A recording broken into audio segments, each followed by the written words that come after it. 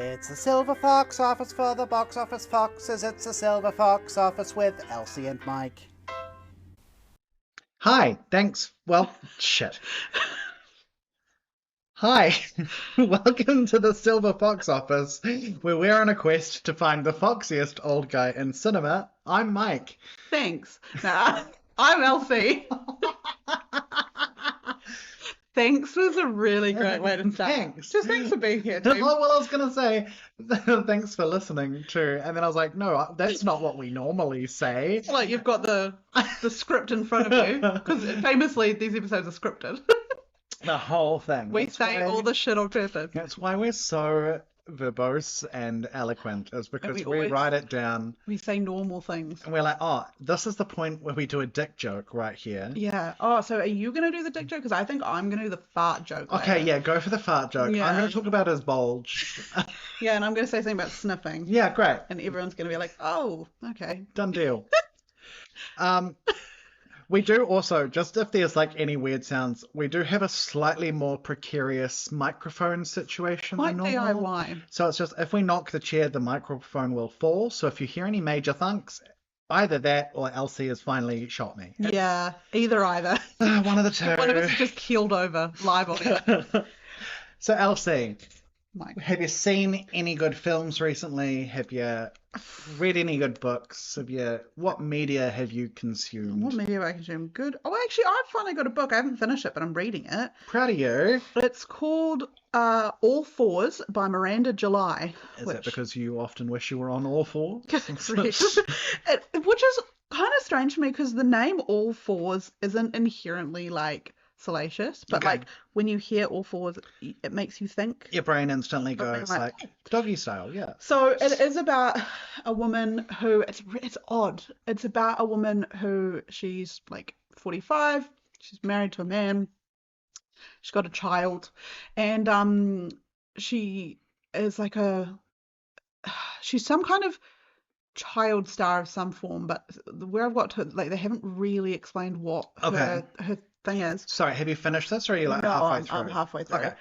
And she is going to go to New York, and then Concrete jungle, wet dream tomato. exactly wet dream tomato.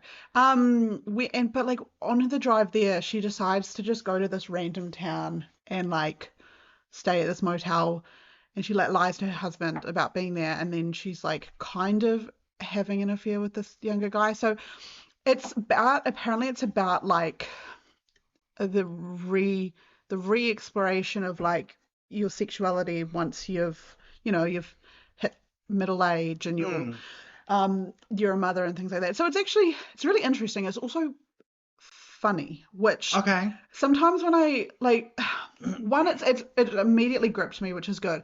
But I have read some parts where I found myself like actually laughing out loud, which I don't Love that. typically do with books, mainly because I read a lot of like heavy subject Yeah.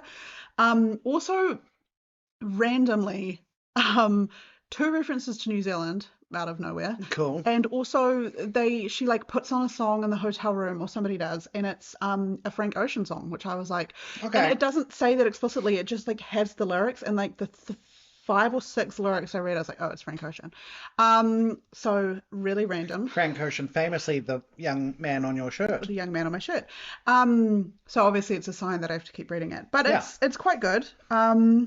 Otherwise, what have I watched since last time? I think the evening we recorded, I went to see, or the day we recorded, that evening I went to see Materialists. Oh yeah, that's the Pedro Pascal. Chris Evans, Yeah. Dakota Johnson, very sexy cast. Yeah. Very sexy. And also like really not at all what I thought it was going to be. hmm Because it's definitely primed as like a rom-com. That's what Like I've which heard. guy she's Yeah. gonna choose. Really heavy subject matter, because she's a matchmaker, Sure. and that's how she meets Pedro Pascal. He's like the brother of one of the grooms or whatever. Okay. And Chris Evans is like an ex-boyfriend, old friend type thing. And so she does have to choose between those two. So there is that element. But like there were parts that were really dark, and like without spoiling the film, like there's a a part where one of her clients that she set up with like another client, like she gets assaulted by the thing, and it completely puts her into a tailspin. But then there was this like really odd bit at the end, and I might be doing the film an injustice, but she literally like gets to the end of the film and realizes that relationships aren't about like calculate, because she spends this whole movie being like, these two people are really well suited because they're on similar incomes and they come from similar families and they do. And so she does it like a calculation matrix. So it's like these two are like 80% compatible. Yeah. I only match people who are 73% or above. Exactly. Like, right, okay. And so, like, don't get me wrong. I think that there is a lot of merit in like, and I think a part of making a relationship work is having similarities, right? Like, because obviously if you are on polar opposite ends of like the political spectrum, you're probably not going to work out unless you can just like not talk about that. But it's kind of weird that she like gets to the end of the film and has this like epiphany. It's like, oh, there's actually like compromise and like love involved in making which is really random. But well, it's like a mix, right? You've got to have some things the same and you've got to have some things that are different. So Jared and I are very similar in a lot of ways, and we're also very different. And that's important. It works because I make him sillier and he makes me more serious. Which is a beautiful balance. Yeah, it's good. And I feel like every silly person needs their like calm person. Yeah. And then every calm person needs somebody to like make them have fun. And yeah, it was a good movie. Like, I enjoyed it, and it was beautifully shot. It's an A24 film, and also Dakota Johnson has a wardrobe that was literally making me like, I wanted to buy the whole thing. It was great. But no, it was odd. I just don't think it's what I thought it was going to be. Right. Maybe that's what. I always have mixed feelings about Dakota Johnson. I feel like as a person, she's funny, like in interviews and stuff. Incredibly funny. This press tour that she's done for Materialist, her sense of humor. She's funny. And when she took like down really Helen dry DeGeneres, as well, just really dry. Yeah, like really funny girl. I would love to go to a wine bar with her. To be fair, I don't think I've actually seen that many films with her in it. I've seen Madam Web. I saw Madam Web as well. Peak cinema. No. Madam Web was crazy bad. Also, they dropped Spider-Man's day, like birth, like he's somebody in the Bible. I think that's the only film of hers I've seen. What is it? What's the one that I've seen? I mean, she's in Social Network apparently. Is she in How to Be Single, or am I making that up? Yes, she is. How to Be Single. If you like a rom-com, I thought that one was quite fun. And she's also in the 50 Shades films, obviously, which I've seen the first one of those. Oh, I've also seen Wounds. She was in Wounds, which is a horror film. She's in Bad Times at the El Royale. Love that film. It's not great, but I love that film. I quite like her. She's very beautiful, very funny, and also, like, I thought she was charismatic, and I think that's because, like, some of that witty kind of humor comes through in the film. Whereas, like, other films, like Madam Web, completely like made her devoid of personality. Look, I feel like Madam Web was maybe I think she said that it changed a lot from what the original pitch was. Yeah. But it also felt like a money grab, and that's fine. You know, that's actors need to be paid, so I fully support Honestly, Five. You know, I always remember the roast of James Franco, and I think it was it Seth Rogen? No, it was Jonah Hill.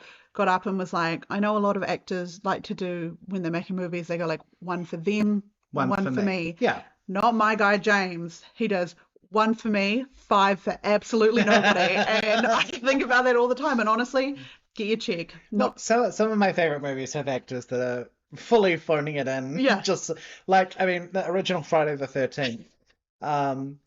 The person that played Pamela Voorhees, whose name I can't remember, and I'm really upset at myself for that, was like, yeah, I needed a new car. And that's so real. We've all been there. Betsy Palmer. That's the only reason I show up to work. I need a new car. My car needs to be paid for. Then July, first day, I watched May December. Oh, It's finally on Netflix. had you seen it before? No, because I planned to watch it at the movies, and then it just wasn't on a lot of streaming services without me having to pay for it, which I'm not fucking paying if I already pay for your streaming service. Don't be a dick. What a great movie. Really good. I really enjoyed that. Really good. Also, I only knew Charles Melton from, like, I think Riverdale, and there was something else. I can't remember what it was. He is incredible in that film. He's so good. I think this was like his... It's like his big... film breakthrough, right? I was so protective of him. Oh my God. And I just thought, like, the Natalie Portman and Julianne Moore were incredible, but also so funny, so scary, so skin crawling yeah. stuff, man. Like, fucking hell. Anyway, May December, very good. Really good. And then I watched Grenfell Uncovered. Oh yes, I think I talked about that last week, right? Oh, last episode. Fuck, Grim. What and also, for people in New Zealand, like, I watched this, and then 2 nights later I'm watching the news, and it's David Seymour up there talking about, like, introducing essentially a bill to help with deregulation, and it felt so jarring to have just watched a documentary where 72 people died because of deregulation, and then they're like, oh, we're gonna get rid of so much red tape, and it's like, okay, well, sometimes red tape saves people's lives, but that's just me. And I did my review, and there was, like, a quote that really, like, stuck out to me, is that somebody in that documentary said behind every one of those windows was a home, and it was honestly, I cried so much watching it, but main emotion was just anger, just pure anger. Just because it was an ugly building. Like, so they're like, we'll pretty it up with these and that flammable panels. And that journalist guy, he was incredible. Like, he's been following it for so long, and then when fucking that dickwad Pickles misquotes a number of people that have died. And then the journalist was talking about, he's like, oh, well, if you care, you know that it's 72. But also, if you don't care, it's very easy to confuse it with another tragedy where just some working class people died. And it was so poignant, and it didn't pull punches. It was really good. Really great documentary. Really good. I know that, like, Netflix documentaries, you sort of approach them with a grain of salt because often they're not great, but this one did feel genuinely good. And interesting you say that, because the next night I watched a Netflix documentary so bad. It was awful. It was called Trainwreck Poop Cruise. I have not watched it. It's on my list. You haven't seen Trainwreck Poop Cruise? I haven't seen Trainwreck Poop Cruise. These, okay, first of all, and I've said this in my review, first of all, Trainwreck Poop Cruise is an apt name for it, because it is the most unserious documentary. It's a bunch of Americans. You would think they were storming the beaches at Normandy. The way that they're describing it, there's this woman's like, I had to pee in a shower, and she's like, it was so fucking awful. And it's daily like, activity. Literally, it's fucking me waking up in the morning. What are you talking about? And she's like, I had to pee in the shower. It was fucking terrible. And then everyone does that. And then don't they? Do they? Yeah, well, they have to. They open. Everyone's like stuck on the ship, so they open the bar.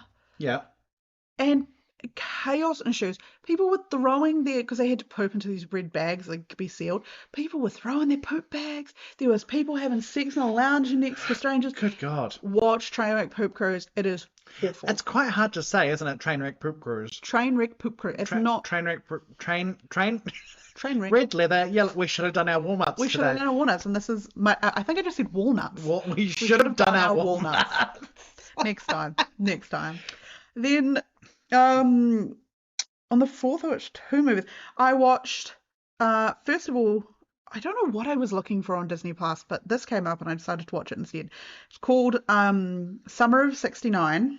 It's a new movie. It's got Chloe Fineman from SNL, and it's got Sam Morales. And basically, this young girl has a crush on this guy, and she finds out through, like, I don't know, the grapevine that his favourite sex position 69, so she thinks she has to learn how to 69 so she can 69 with him, and then that's going to make him fall in love with her, whatever. Sure, okay. So she hires the assistant of a local stripper to teach her this, and the stripper is like the strip club she works for is in danger of foreclosure, so she's like getting the money to be able to save the club, and it was so fucking random, but I laughed a lot. I feel like there's not a lot to learn. Well, Just that's 69. also the way she refers to it at 69 is so funny because like the stripper's like 69. She's like, I'm gonna 69 him. And she's like, are you? Okay. I feel like you just need to look at a picture and go Yeah. like, oh, that's how you do it. If not even that, you could just like just stick figures and you're like, yeah, great.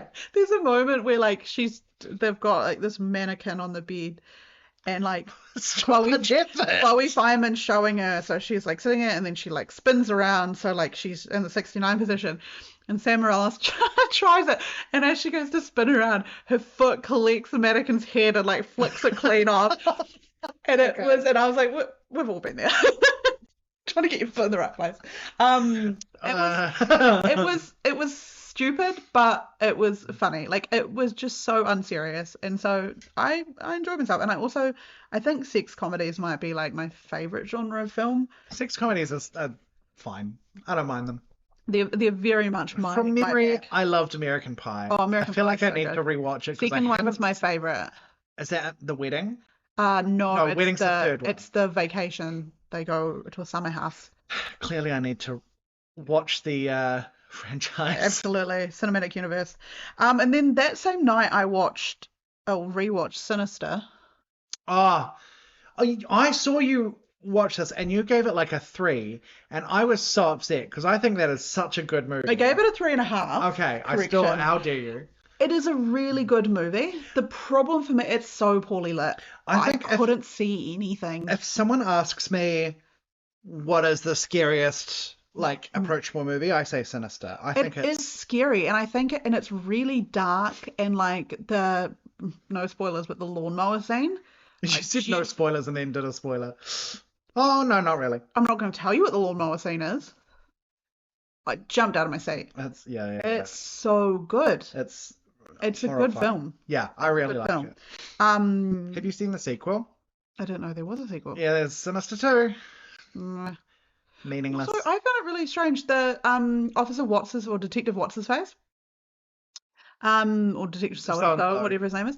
Officer so-and-so, yeah. Officer so-and-so. He's played by James Ransom.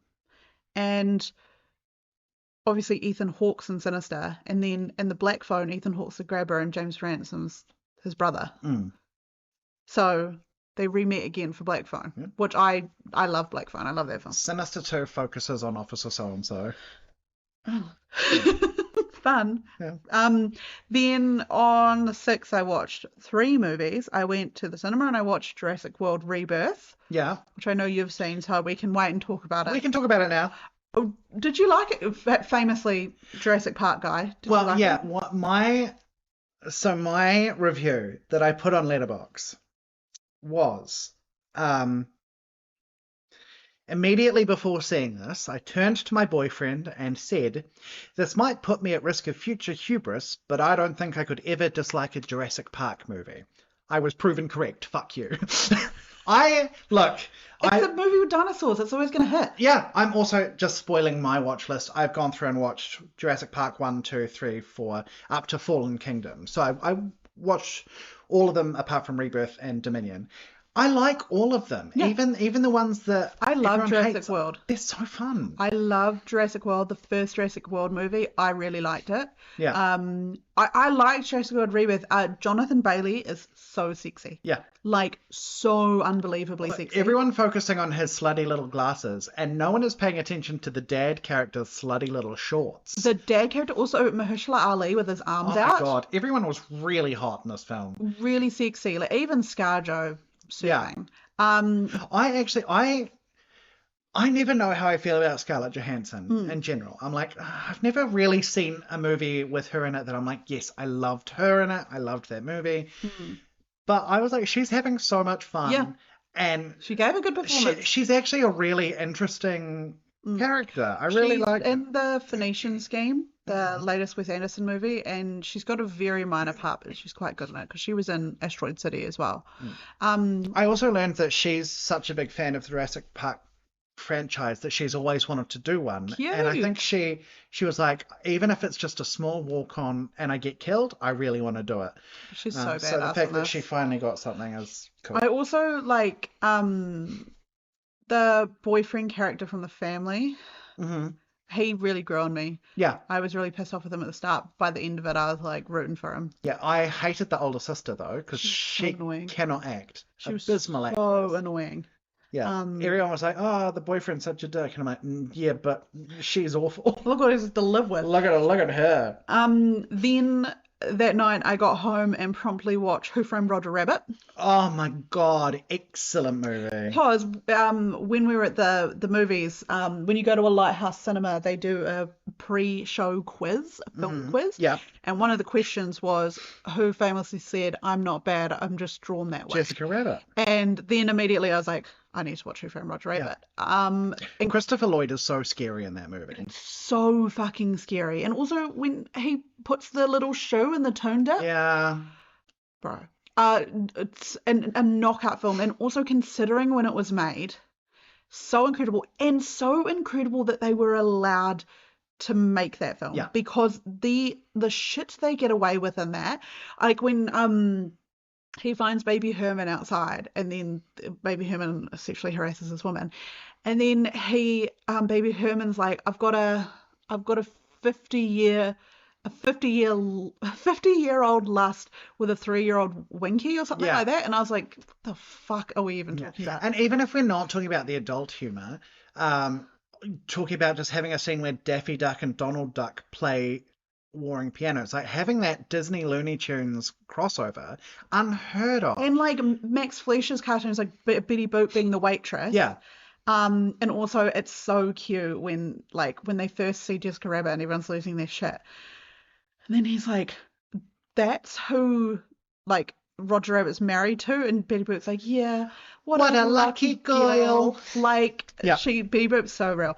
Honestly, it also took me a startlingly long time, because I used to watch that movie all the time when I was young, to realize that Rabbit was her married name, which is, they actually address it in the film.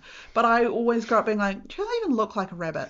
But she's Mrs. Rabbit, the sexiest character design of all time. Yeah. And then one last movie that same night, I watched Dumbo, which I've talked about before on here. Dumbo. Favorite Disney. Dumbo is my film. I was and still am obsessed with Casey Jr., the train, for no reason. And I still want to cry when they're mean to Dumbo. Yeah. Because he was only a baby.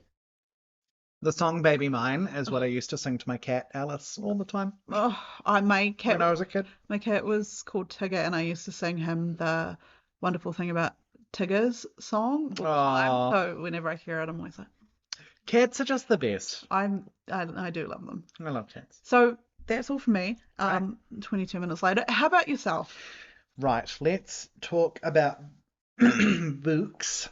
So, I've continued my Walking Dead reads. So there are 32 of the trade paperbacks, and then the series ended, and I've just finished my 17th one today. Oh, nice. So I'm just over halfway through now. Progress. I read an awful book that I do not recommend called Woom, Woom, by Duncan Ralston. Now, there's a genre called splatterpunk. Oh, fuck. Which is really intense horror. And there are some splatterpunk novels that I love. Mostly, though, I would say it's trash, right? The genre is mostly trash, but there are some that I'm like, like the works of the author Poppy Z. Bright, for example. Their books, splatterpunk, and yet also so beautiful. The language and that, just the themes and the visual, beautiful book. Really.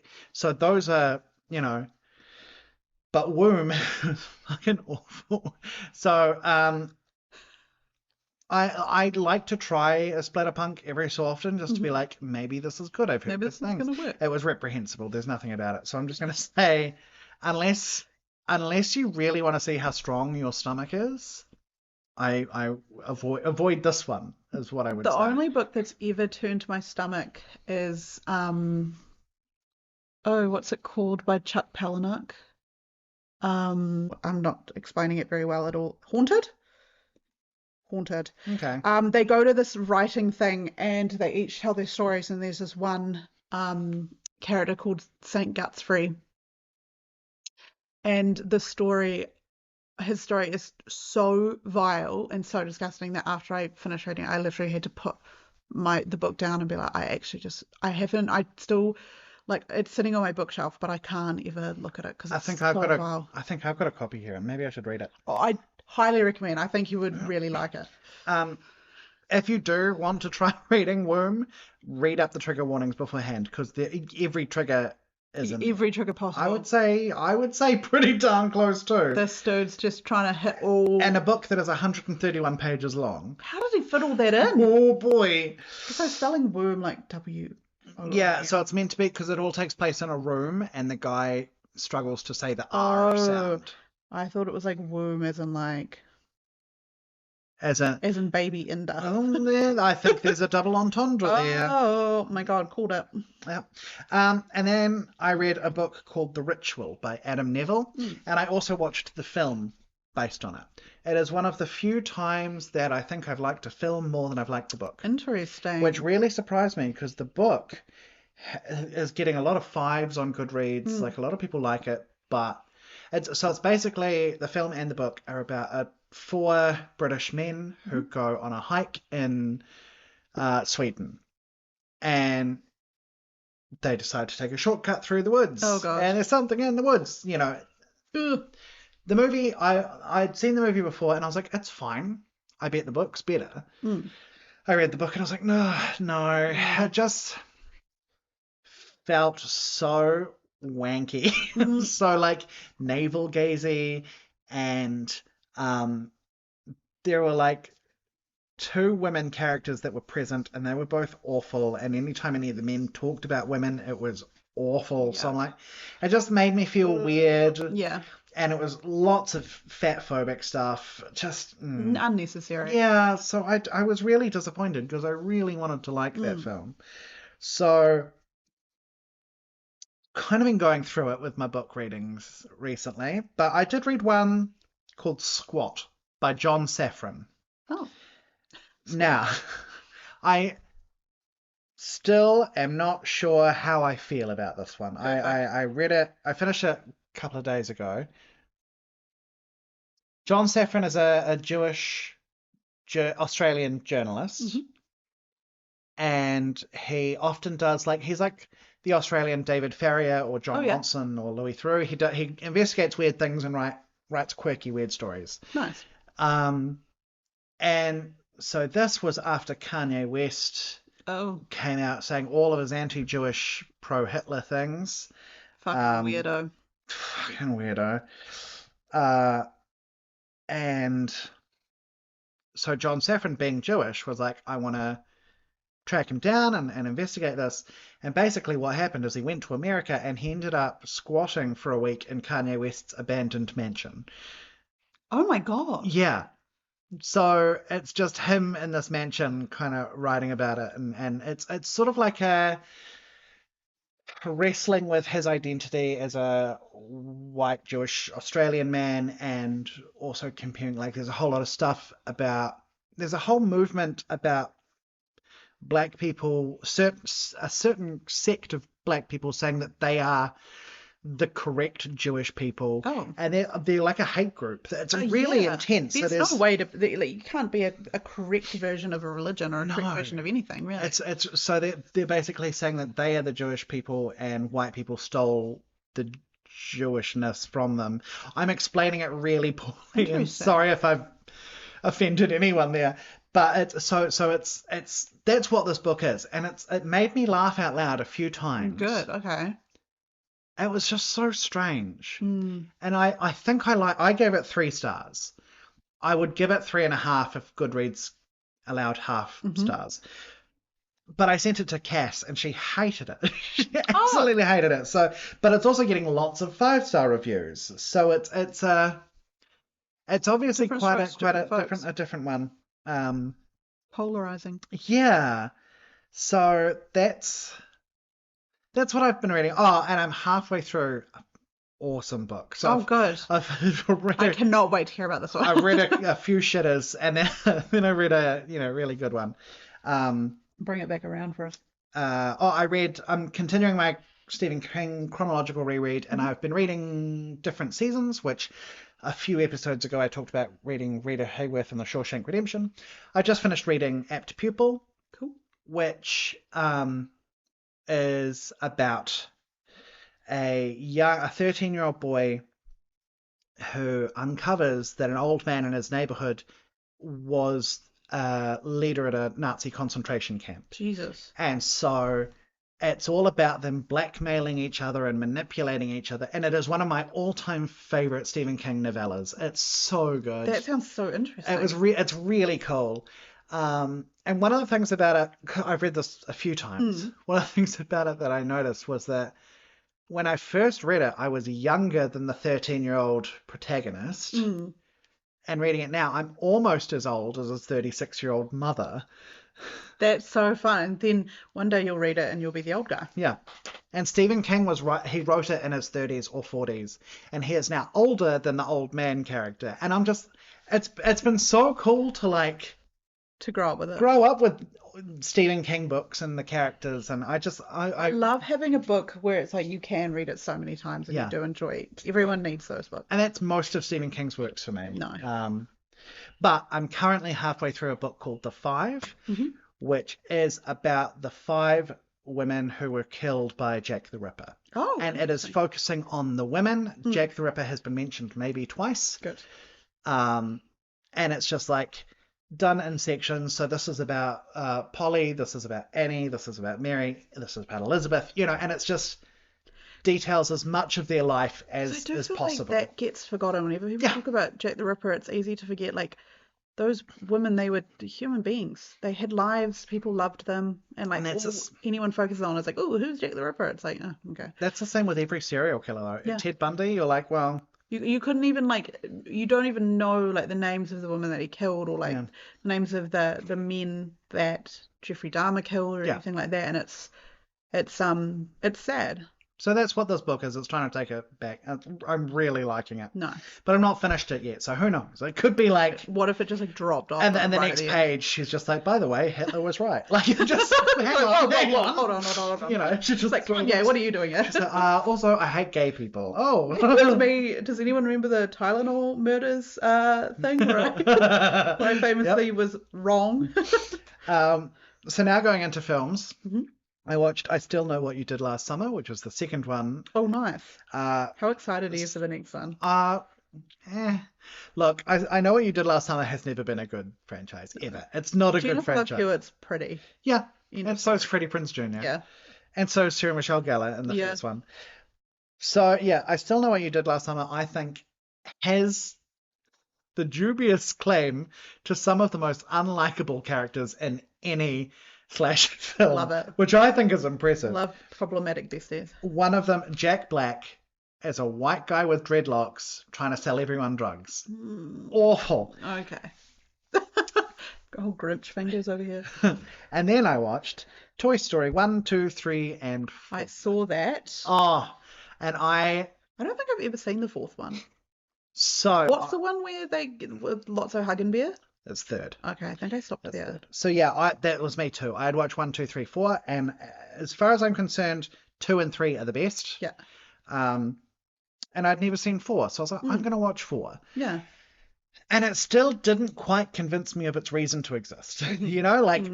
Toy Story 2, amazing. Toy Story 3, I cry every time. Toy Story 2, to me, it's like Shrek as well. Shrek 2, the best one. Yeah. Toy Story 3, I remember my dad taking me to see it in the school holidays, and there's obviously the scene where they're all holding hands together at the end. That's 3, yeah. Yeah, and I remember coming out of the cinema and Dad looking at me being like, Jesus Christ, what was that about? Because he turns and looks at me in the cinema and I'm fucking bawling my eyes out. I posted a picture to Instagram, like tears rolling down my face, and I was like, just watch Toy Story 3.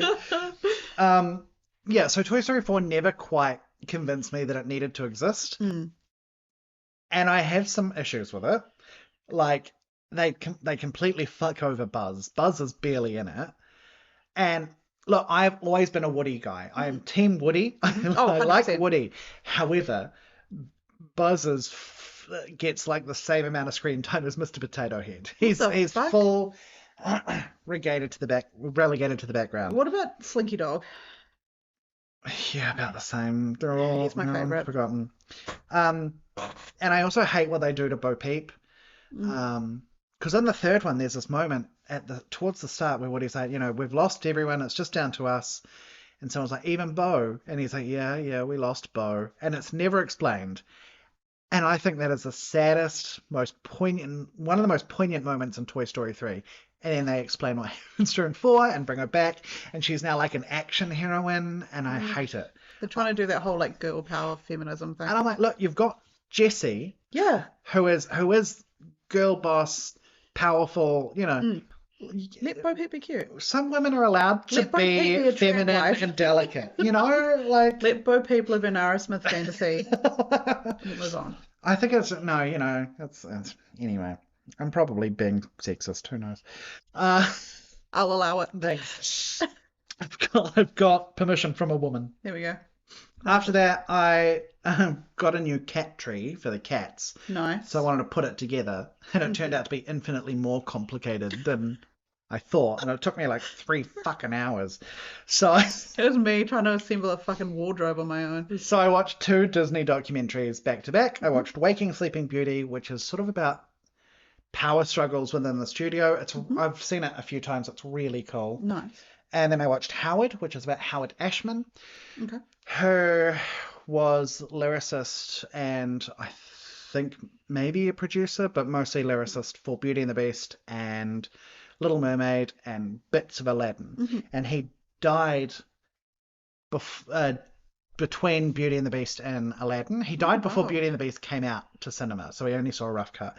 And he died of HIV. Oh. So it was really interesting to see, the story of a gay man with dying of AIDS in the 80s and working in family entertainment. Yeah.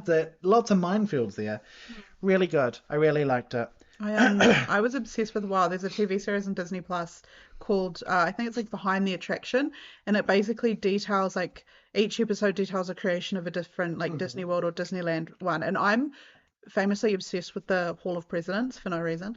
And I absolutely loved that series because you just like learned about all these people, like the one on the Haunted Mansion and how they like worked out how to do all these effects and stuff with Pepper's the ghost and stuff. Yeah. I highly recommend, even if you just watch the Haunted Mansion episode, so good. Yeah. And then, so Jared and I have been talking about some overseas holidays and stuff. And something I really want to do, which I think we're going to do within the next 5 years, hopefully, touch wood, is a cruise to Antarctica. Of course you are. Because I like the cold and I like penguins. What more could you want? No, Kelly Tarleton's. I've just always wanted to do it. I've always go to Kelly Tarleton's. Cruise to Antarctica, no thanks. I'll go to Kelly Tarleton's. Cruise to Kelly Tarleton's. Yeah, I mean, you could cruise at Kelly Tarleton's, I'm sure. Famous. He obviously means when you're on that little conveyor belt thing with the animals above you. Picking up men. Yeah. Blowing them. I got a t-shirt that says I went to Kelly Tarleton's and all I got was a blowjob and this t-shirt. Yeah. Sorry, Kelly Tarleton's. You could learn how to blow bubbles. Just who is Bubbles? It's the name I used to dance under. So because of that, I watched The Thing, which is naturally set in Antarctica, and I also watched The Thing from Another World, which was the original that it's based on. So that's John Carpenter's The Thing, isn't it? And that's what they're watching on the TV in Halloween. Yes. Yeah. Have you ever seen it? I've never seen The Thing. One of the best. I always used to get it confused with The Fly. I would say, and you're going to hate me for this, I think The Thing is better than Halloween. Yeah, well, you're wrong, and that's fine. The Thing is incredible. Yeah, I do need to see The Thing. The Thing is really, really good. Also, I love the idea that, like, we can't remember its name. We're like, The Thing. You know, The Thing. The Thing. Like, oh. The Thing's really good. It sounds like something we'd do. Yeah. After that, my friend Karen found out that I had never seen Footloose or Dirty Dancing, so she made us have a double movie night. I liked Dirty Dancing much more than I liked Footloose. Before I ever watched the original, I watched the remake of Footloose with Miles Teller in it. Oh. And I had no idea what the plot of Footloose is. The fact that it is a town that banned dancing. Yeah. What the fuck? It's based on a real thing, apparently. Which is like so crazy. Yeah.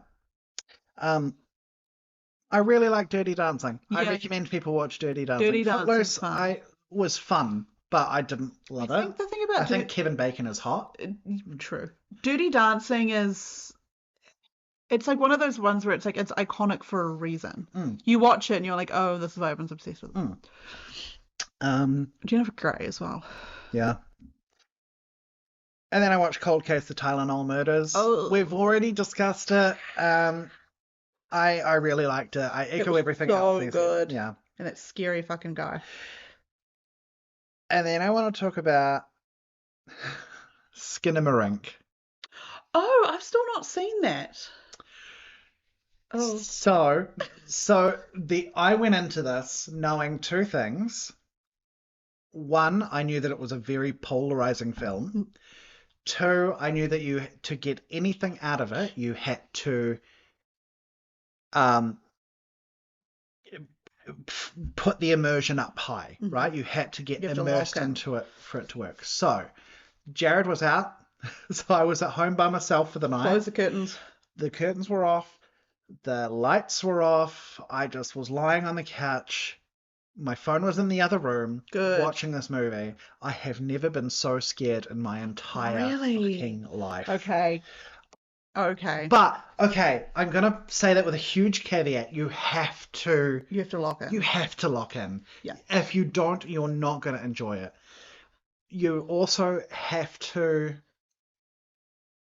let yourself be scared. Do you know what I mean? If you're like, if you go into it with skepticism, you're going to get nothing out of it. Yeah. You need an open mind, and you need to want to be scared, which I think is the same for most horror films. And if you like, yeah, I feel like I always remember the first movie that really like fucked me up is called The Poughkeepsie Tapes. Yeah. And that movie, like I thought about it for weeks afterwards. It scared me so bad, and that's because I locked in. Like I fully locked in, immersed myself, like. And there's nothing better than when a film can do that to you. Yeah. Like I remember when I watched Barbarian for the first time, and I was completely caught off guard, and I was so fucking scared. I love that. I would also say have the subtitles on. Oh, okay. And it is very experimental, so it just may not work for you. Yeah, it just may not be a thing. Yeah, but it scared me so much. And if you know me, I don't get scared. You're not a scaredy of horror cat. movies at all. I finished this. I had to put on a cartoon to calm myself down. I was like, oh, it's bedtime. I should get into bed and start reading my book. But I couldn't bear the idea of having silence while I was in bed reading my book. So frightening. It's so good. So frightening. Yeah. I'm excited now. Oh, there are images that are still in my head. I'm going to have to watch it. I'm going to Oh my have to God, watch please. Please, please. When I was growing up, there was a song called Skinamarink. I think that's where the title's Oh, from. so that's actually from the song? Yeah, it's ambiguous. A lot of it is ambiguous. And then last night we watched Fantasia. Oh, nice. Because we've been doing our chronological Disney watch. Actually. Jared hadn't seen it before. Just such a... I've never seen it either. It's beautiful. It's one of those ones... I was watching it and just seeing all this incredible hand-drawn animation, and I turned to Jared and I was like, you know what? Fuck AI. Yes, fuck AI. Fuck AI, which I would say anyway. Yeah. But it's just the hand-drawn and the... Ugh. Which one's Fantasia? Because I think I get that confused with the Sorcerer's Apprentice. Or is the Sorcerer's Apprentice is in Fantasia. In Fantasia. Fantasia is basically like a 2-hour-long classical music concert with animated segments. Fun. Yeah, it's beautiful. It's so cool. Yeah, there's something. I think that's me, but it's nice. Oh, I've also still been watching lots of X-Files, so. I also remembered I'm seeing Superman tomorrow. That's exciting. I am seeing it in IMAX. Nice. In a recliner. I will try and see it before the next episode so that we can discuss it. I've heard good things. I saw the trailer for it when I went to see F1, the movie, which I saw on IMAX. So I saw the trailer on IMAX and I was like, holy fucking shit. And there's this, because I've seen the trailer quite a bit, because obviously I go to the movies a lot, and there's this scene where like Superman like protects this girl and like wraps himself around her to protect her, and it's just like, I mean, and I feel like I've talked about before, I love heroes. Like Captain America is my favorite hero. Like I just love the idea of heroes, especially ones like Superman and Captain America. So I'm really excited. And you got Crypto Super Dog. Yeah, the dog puts me off a bit, but that's okay. I'm firmly a Batman fan. Yeah, you are a Batman guy. Every time I see Batman things, I think of you. It's because I'm a spooky bitch, and Batman's a spooky man. Because I'm known for being moody and grumpy and mysterious. You are sitting here wearing a Sleepy Hollow shirt, so you really are edgelord, aren't you? Thank you. I got this in Sleepy Hollow. I'm just saying, in the actual town. I'm actually thinking of doing a holiday next year with my Cruise sister. to Antarctica? No. Cruise to Kelly Tarleton's? Yes. We're thinking of going to Europe. Oh, cool. So. Go to Prague. Okay. We should discuss. Let's have our holiday talk after. Guys, we're going to have to end this early. I'm going to Prague. I've got to go to Prague. Prague's calling. Anyone, if you ever go to Europe, go to Prague. Prague's the best. Guys, go to Prague. Go to Prague. So I was at Prague. It sounds like a restaurant Carrie Bradshaw would eat at. Well, actually, the locals call it Praha. So I was at Praha. I got the oysters in Prague. Yeah. Anyway, one time we should. I feel so targeted. One time we should do an episode entirely in like a random voice. Oh my god! But not like an accent where it's like offensive. We should just do it. Not offensive. Somebody's gonna be offended. No, that would be awful. Yeah. Imagine. So then I went to Prague. So today we're actually discussing Brad Pitt. No, we're not. No, we're not. We would never. Justice for Angelina Jolie. Right, I'm going to write that down. Never. He was awful for Angelina Jolie. Yeah, well. Anyway, what are we here to talk about? Concept of a silver fox. Yeah, tell us about a silver fox. What is it? Silver fox is a person over the age of 45. Yeah. That is greying. Yeah. Has grey hair. Sure. Could be dyeing their grey hair. Yeah. Has grey hair energy. Mm-hmm. Gender is not real, so it's not real. We don't care how they identify. We just need to objectify. Correct. Objectify, not identify. Is that something, or is that? No, that sounds like your anti-pronouns. Yeah, please stop identifying yourself. My pronouns are. Anyway. Pronouns are none of your business. My pronouns are. And anyway, yeah, gender doesn't matter. We welcome all. We just need to think they're hunky. Yeah. And so you picked. I picked. Oh my god, who did you pick? Denzel Washington. Incredible. The man of all time. You literally stole it though. Yeah. I was thinking of doing it for this week. I clutched it from the jaws. You did. Because that man's fucking crazy. He's crazy. He is so sexy. And like, it was really funny when I was going through his filmography to find out what I was going to do. There was like a period of time where he was popping out a film like every year. Yeah. And then it started to thin out as of recent. But I feel like he's such an established actor. I feel like he's also been doing a bit more Broadway recently. Yeah. And he's so established that he can just cherry pick. Yeah. He's like, I'm going to be in there. I'm not going to be in there. And I can't remember which publication it was, but they named him like the greatest actor of the century. And I'm like, I think they're onto something there. He is incredibly talented. He is. He's really good. And really sexy. Very hot. Very sexy. Also one of those ones that as he gets older, like... So I saw Gladiator 2, famously. And him in a robe with a lot of gold on. Oh, fuck. Anyway, so the film that I picked, however, is the 1993 Kenneth Branagh film Much Ado About Nothing. Nice. Okay. I have not seen it, and I actually know nothing about. I know Much Ado, obviously. Yes, but it's the same. It is instead of being like a, you know how a lot of times they turn Shakespeare into like modernized. Yeah, like Anyone But You is Much Ado About Nothing, and what was the 10 Things I Hate About You is Tell Me the Truth. But this one is just a telling of it. Great cast. Very good cast. And what's his name? Denzel plays Don Pedro, Prince of Aragon. But it's also obviously Kenneth Branagh's in it, Emma Thompson, Robert Sean Leonard, who is Dead Poets Society, Kate Beckinsale, Keanu Reeves, Michael Keaton, Imelda Staunton, on and on. Staunton. And the scene where, because Denzel Washington is obviously like he's quite horny in this film.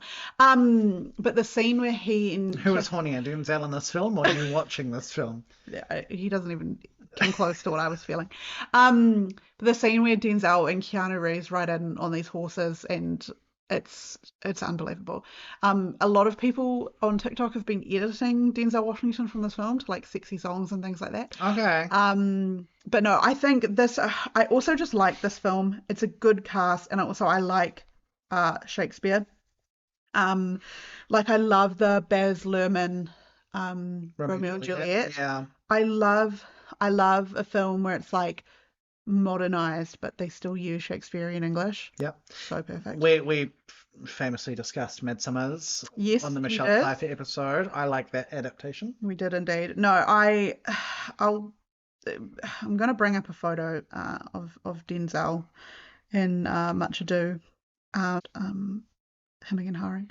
Well, what I can say while you're doing this is that I do not like Much Ado About Nothing. It's not your favorite? Not my favorite of his plays until I saw the David Tennant, Catherine Tate version. Oh, yeah. And that was really good. But I think it's just that version. This is a scene I'm talking about of him on the horse. Oh, his shirt's open. His pecs are bouncing. And he's bouncing on a horse. He's got jiggle mechanics for gods. Look at him walking in, being flanked by Keanu and Sean. Oh, my God. Robert Sean Leonard. Fuck me. So good. That is a man. Everyone get out and see Much Ado About Nothing. And that's it. Like, also, as somebody that likes like a classic film, he is so perfect. And also, yeah, it's good. It's a good one. Even if it's not your favorite Shakespeare, it's a good film because Denzel Washington is so sexy in it. That's what I picked. Mike, what did you pick? Sorry, I'm just on A to Z Nude Men. Oh, so true. Is he on there? Yeah. Oh my God. We haven't mentioned our favorite website in a while, A to Z Nude Men. Not sponsored, but could be. Where to go to get all your photos of nude men? Just let me show you this GIF. Hang on. There you go. Oh my God. I've seen his wiener. Shout out Denzel. Sorry, can I just say the trending searches on A to Z Nude Man is number 1, gay penis. Gay penis. Number 2, Aaron Taylor Johnson. Number 3, Luigi Mangione. Oh my God. Also, gay penis would be my drag name. If I was a drag queen, I'd be gay penis. But gay would have an E on the end. It's very close to gay Paris, isn't it? Gay penis. Gay penis. Gay penis. Sound like Gary Sinise. Gary Sinise and gay penis. Introducing Gay Penis alongside Gary Sinise. Oh my God. Would that be Penise? Gay penis? Gay penis with a little like apostrophe over there. Yeah. Jesus. So did you ask me what film I picked? Yes, what film have you done? Look. Oh God. I had so many ideas, and then I had a busy week, and I wanted to watch everything else, apparently. So I had so many ideas, and then I found one picture, and I allowed that one picture to change my mind, and I regret it. So this is one of those times when I hate the fact that we focus on their hottest film and not their best film. 100%. So I watched some clangers. I picked a movie called The Mighty Quinn. The Mighty The Quinn. Mighty Quinn. Don't ask me to tell you what it's about, because I found it very hard to pay attention. It's basically Denzel Washington plays a cop on a Caribbean island, and his best friend is accused of murder, and so he has to solve the murder. That's basically it. This film looks so bad. I picked it from one picture, which is Denzel Washington shirtless. Oh, fuck, he looks good. Okay. Yeah. This film looks like it was straight to DVD. I did not like it. I did not like it at all. Mm-hmm.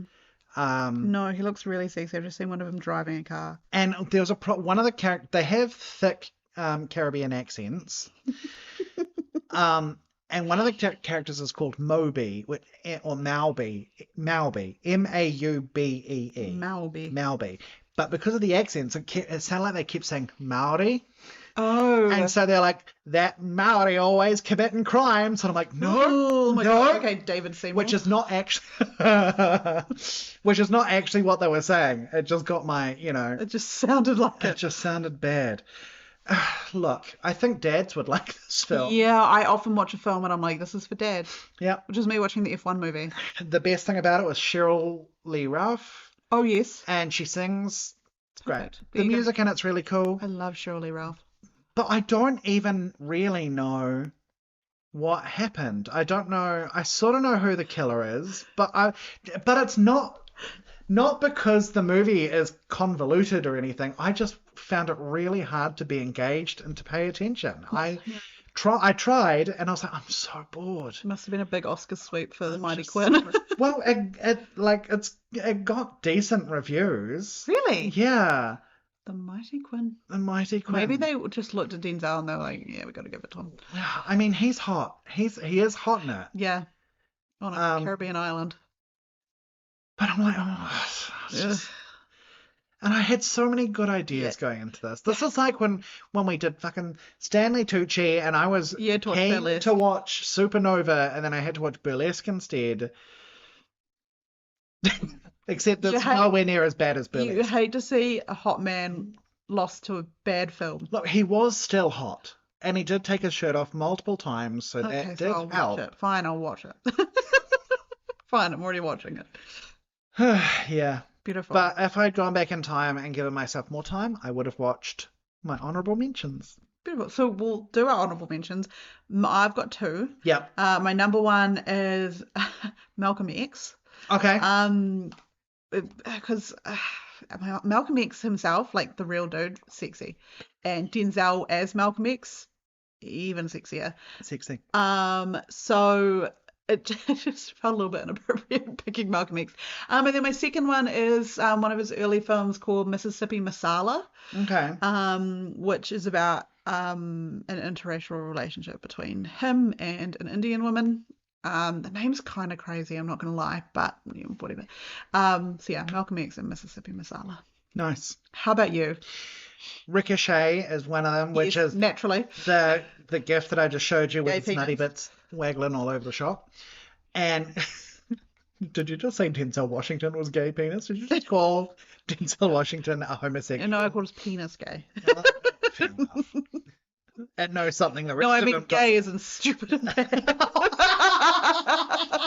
I'm kidding. I need you to leave. It's actually an Ariana Grande quote from SNL, by the way. Oh, okay. You know the time Ariana Grande was. Well, I'm going to cancel it. Yeah. Single-handedly. And the other one, there were two. There was Philadelphia. Oh, yes, so true. And Fallen. So Fallen was like a 90s thriller / horror that I watched a lot when I was younger, and I really liked it as a kid. John Goodman is also in it. Oh, woof. And I remember loving the film, and I remember it being a bit of an awakening for me, I'll be honest. But I haven't looked back at it and been like, is he still as sexy in that as I remember him being? I think he is. I think he's sexy in everything. I think my other one I was thinking of as well was Training Day. Yeah. Yeah, he's not nice in that film, but he's hunky. There's also the Manchurian Candidate remake. Yes. But then you would have to watch the Manchurian Candidate remake. Which you don't need to. Not going to do. No. You don't need to. Don't waste your time. Okay. Time to do our fun little segment, which is called Fox Facts, which, for those that are unfamiliar, if we have a fact about our fox just off the dome, then we can just bring it up. But otherwise, we like to go to their IMDb trivia section because they always have just the most whacked out just facts the most tepid facts. Because I'm pretty sure anyone can submit anything, so they're always such poor quality, which is perfect and exactly what we're looking for. So the first one I've got here, Tom Hanks said working with Washington on Philadelphia was like going to film school. Hanks said he learned more about acting by watching Denzel than from anyone else.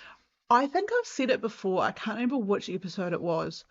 But one of the things that is most attractive to me is people just being really proficient at something. Just talent. And just having talent, especially for like one specific thing. It's like that's and for me, that being Denzel, being in a league of his own when it comes to acting. And when other really talented actors like Tom Hanks can recognize that, yeah, that's insane. He is the first African-American actor to receive 2 Academy Awards, which he's very talented, but also insane that it's... should have been sooner. Mm-hmm. He was at his mother's beauty parlor. Okay, this is a little story. This might be apocryphal, who knows? He was at his mother's beauty parlor when a woman getting her hair done saw him and told someone to get her a piece of paper. She wrote at the top, prophecy, and then wrote that Denzel would grow up and one day speak to millions. Denzel kept the bit of paper in his wallet. The woman was known as a prophetess in their church and community. Wow. How cool is that? That's really good. That's such a good story. Apparently he turned down Brad Pitt's role in Seven, telling Entertainment Weekly the film was too dark and evil. He said he later regretted his decision upon seeing the screening. He would have been great in that. Imagine if we got him and Morgan Freeman. I think Brad Pitt is really good in that movie. It's hard to picture anyone else, but Denzel would have been excellent. Brad's good in it because he's such a little baby. And like I've talked about it before, but it's like his hubris is like what gets him in the end. Yeah. And as Denzel's an incredible actor, so he would have killed it, but I love seeing Brad Pitt is so petulant and also so self-assured that he's always like evil's always in his blind spot because he's just not looking. Yeah. What? He named Gene Hackman, Angelina Jolie, and Dakota Fanning as the most talented actors he has ever worked with. Okay, can you make sense of this? I have no idea what this is. He kissed his finger and put the hand in the glass to send the kiss in 2 movies, Crimson Tide and The Hurricane. Can you explain this to me? Yeah. He kissed his finger, okay, and put the hand in the glass to send the kiss in 2 What does this mean, Elsie? I think it's obvious that it means that he kissed his finger and put the hand in the glass to send the kiss in 2 movies. You're right. You did right. I'm so sorry. What the fuck is it even about? Do you ever kiss your finger and put the hand in the glass? I do. Specifically to send the kiss. Yeah. To send the kiss. In 2 movies? Yeah. 2 movies. Chosen by People magazine as one of the 50 most beautiful people in the world. Oh my God. When Washington won the Best Actor Oscar for Training Day 2001, Halle Berry won the Best Actress Oscar for Monsters Ball, and Sidney Poitier won the honorary award. Yeah. 2002 marked the first time in the Academy Awards history that the 3 African Americans so dominated the Oscar ceremonies. Yeah. Probably the last time too. Which is so far. I mean, Halle Berry was the first African American to win Best Actress, wasn't she? Yeah. He won the 2010 Tony Award for Best Actor in a Play for Fences. Yep. Fun. His performance as Malcolm X is ranked 17 on Premiere Magazine's 100 greatest performances of all time. Wow. What version of this are you reading? Because I don't have the he kissed the finger one. Do you have a secret one? A secret one where he kissed the finger. Where he kissed the finger and put the hand in the glass. I don't know where that is either. Did I hallucinate there? Did you? No, I found it. Okay, Jesus Christ. Does reading it make it any more helpful? Let's see. Oh, it says here, he kissed his finger. Put the hand in the glass to send the kiss. And now I know what it means. In 2 separate movies, he has kissed his finger. Yeah. And put it in the glass to send a kiss to somebody, like a glass of like a drink. What are you saying? So he's giving, like, say I wanted to send a kiss to you. Sure. I kiss my finger, I put it in your water bottle. What? So that when you drink your water, you'll have my kiss. Right. Which I won't do. Grubby little fingers out of my drinking vessel. But if you put his finger in my drink, I'd hurt him. I think that's what that means. Otherwise, it means he kissed his finger and put the hand in the glass to send the kiss in 2 movies. He put his finger. It puts the finger in the glass. It sends the kiss. Oh my God. The finger in the glass. Can I also, so the Mighty Quinn, this is off Fox Facts, but I just want to read you the letterbox synopsis for the Mighty Quinn, because you know how they had that little synopsis at the top, because it also is weird. There's just something about it. So, Police Chief Xavier Quinn investigates the gruesome murder of Donald Pater, one of the wealthiest residents on a Caribbean island. He was found decapitated in his jacuzzi. Although the local political establishment, especially crooked Governor Chalk, insists that small-time thief Mobay is responsible, Xavier has his doubts. This view is complicated by the police chief's personal history with Mobay. The men have been friends since childhood. What? Is this movie real? Isn't that is strange, that right? Has to be AI generated. The fact that it ends with the men have been friends since childhood. What man? You just said he kisses the glass, he throws it. He puts his finger in the glass and he points to the killer. He fingers the glass, he kisses the killer. He kisses the ring, and then he eats glass. And then he sends it in the mail. And then Cheryl Ralph sings. Cheryl Ralph. Holy shit. So true. So true, bestie. So true. Okay. Hey, Elsie, does your fox fuck? I reckon. So, if you're unfamiliar, we have a Punnett square, and along the x-axis is knows what sex is, doesn't know what sex is. Along the y-axis is fucks, doesn't fuck. It might be the other way around, I can't remember. So, what we have to decide is whether or not we think our character in the film that we've picked, whether we think they fuck. And even if we see them have sex on screen, even if they have biological children, it doesn't inherently mean that they fuck. It's more of a lifestyle. It's more of a feeling. Yeah. So I'm going to say that Don Pedro from Much Ado About Nothing. Morning, Noon and Night. Morning, Noon, Night. He is fucking. You saw that gif of him on the horse. Yeah. He's 100%. Yeah. I would agree with that. He's that guy. How about look, the Mighty Quinn? I struggled to pay attention so much. I've told you this. I think so. I couldn't figure out. He does have a wife. Mm-hmm. He definitely knows what it is. Mm-hmm. We're going to say that. And he does have a wife, Cheryl Lee Ralph. But I don't know what their relationship is. I think they're estranged. Okay. But I don't know. And there's a shitload of women that are like ogling him, which so real. I'm first in line. Yeah, get out of the way. So he definitely could. Mm-hmm. But it's whether or not he wants to. So I think he wants to get back with his wife. Right. So I think he's not fucking because they're estranged. And he doesn't want to ruin his chances. Yeah. If I've got that wrong, I don't care. I was barely watching. He's a good man. I did my best. Okay. Now time for the most exciting part of the episode. Mike, it's your turn. Yeah. Would you please tell us who our next fox is? So I was saying before that I hadn't really cemented someone. Have you ever cemented someone before? I am not part of the mafia. Put on cement shoes and go sleep with the fishies. Okay, Tony Soprano. Okay. I've got one in this fist, in my left fist, and I've got one in my right fist. Which fist? Eeny, meeny, miny, mo, catch a sailor by the toe. If he squeals, let him go. Eeny, meeny, miny, mo. My mother told me to pick the best. You are it. Left fist. Idris Elba. Oh!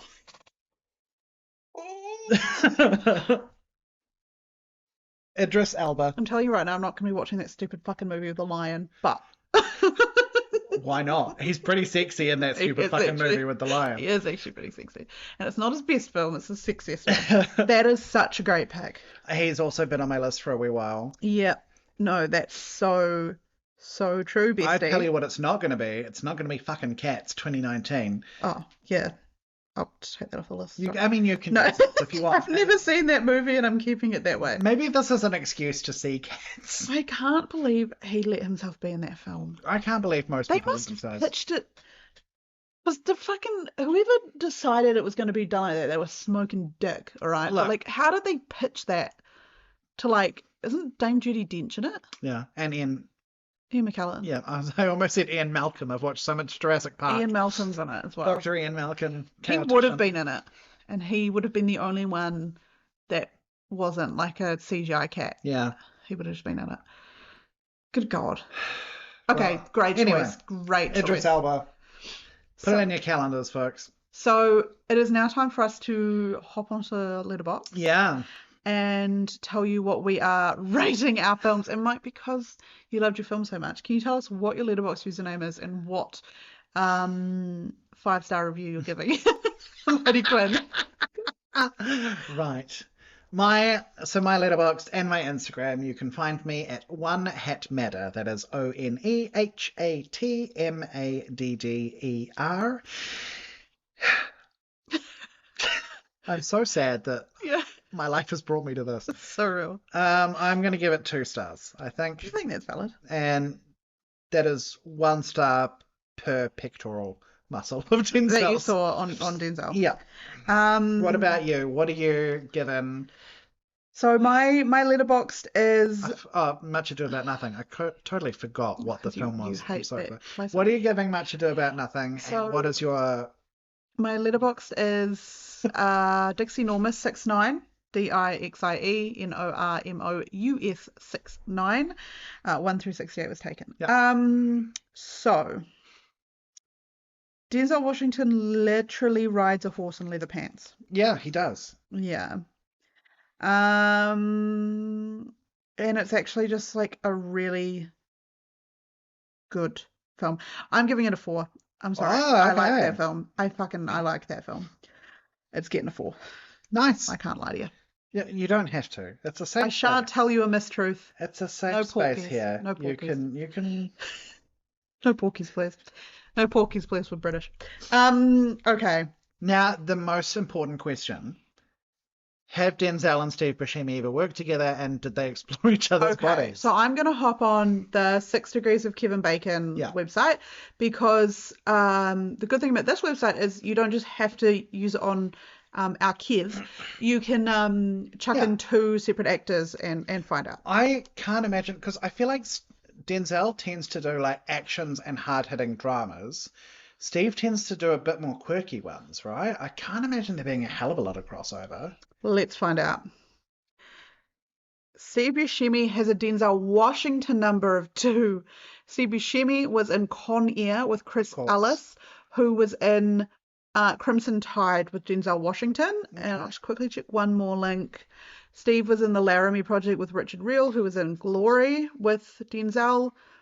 Steve was in The Imposters with William Hill, who's in The Siege with Denzel Washington. I could go on and on. That's 2. A Denzel Washington number of 2. However... have they met, do you think? They'll probably explored each other's bodies. I mean, we can... look, in a world of infinite universes, anything's possible. It's the universe in which this is happening is my brain when I go to sleep at night. Yeah. I'm just Googling them to see if there's a photo of them together at all. And check if they're kissing. There is not. Okay. Well, I'll have to start drawing. There's could be, rule 34. Have you heard of this? Yeah, rule 34. So it'll be out there. Oh my God. If you want to get us on other platforms, we have an Instagram. We do. At the Silver Fox Office. That you should follow our Instagram. Follow our Instagram. We do silly things sometimes. And we sometimes post them. We also have an email address. You can suggest us a fox. You can tell us to stop making podcasts. We won't listen, but you can tell us how beautiful we are. Yep. Send us your Steve Buscemi fanfic. You can send us your gay penis. Please don't send us your gay penis. Don't speak for me. And our email address is thesilverfoxoffice@gmail.com. Yeah. That's us.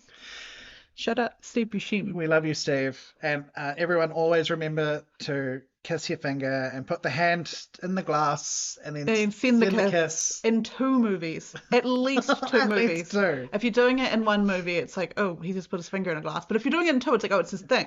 Please send us an image of you kissing your fingers and then putting the hand in the glass to send the kiss. We might show you guys us putting the finger in the glass and putting the lotion on the skin. All right. Oh, jeez. Love you. Love you, Steve. Love you, Steve. See you next time for Idris LB. Idris Elba.